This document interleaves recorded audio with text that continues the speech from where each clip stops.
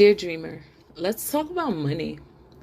When I think about the times I wanted to quit, especially in the beginning, it wasn't because of a lack of desire or a lack of passion when it came to working with young women and students.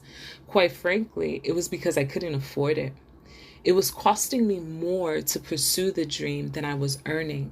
And let me tell you, one of the things that will kill your dream and your passion for that dream is a lack of money. When I started, I invested a lot in speaker training, coaching, writing, and all these different areas that were important.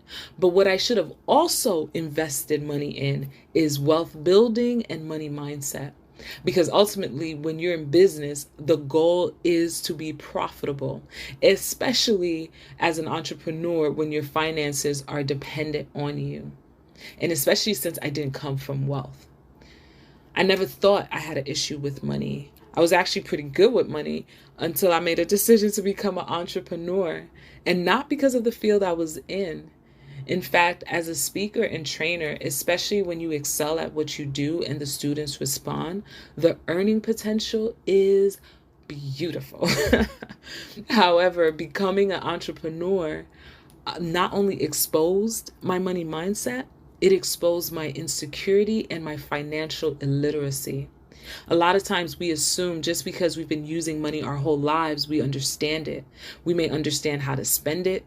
We may understand if you borrow something, you have to pay it back. But my goodness, there is so much more when it comes to financial literacy, and beyond that, when it comes to wealth building and wealth management. I knew I was in trouble when I went to buy a muffin one day and I handed the clerk my debit card, and she handed it back to me because my card was declined. That muffin cost $1. Take that in for 2 seconds. $1. When I think back to my journey in the beginning, I was so uncomfortable with money and so super uncomfortable receiving it, to the point where I was quicker to give away my books and services than I was ever to say, this is how much it costs. And when people ask me, how much do you charge? I couldn't answer the question.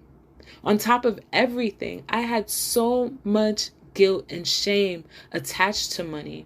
I was raised with people who worked really, really hard manually to earn, and I felt guilty that I could speak for just 1 hour and get paid what somebody worked a month to make.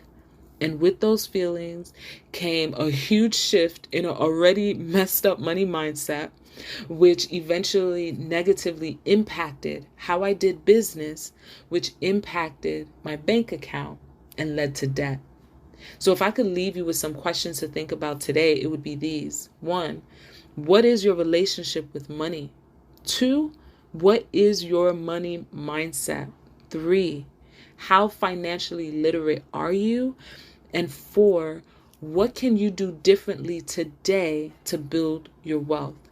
This is such an important conversation that I really hope you take the time to answer the questions. Let's talk about money. As always, I would love to hear your thoughts. So whether it's in the comments or through DM, I'm listening. In your corner, Valerie.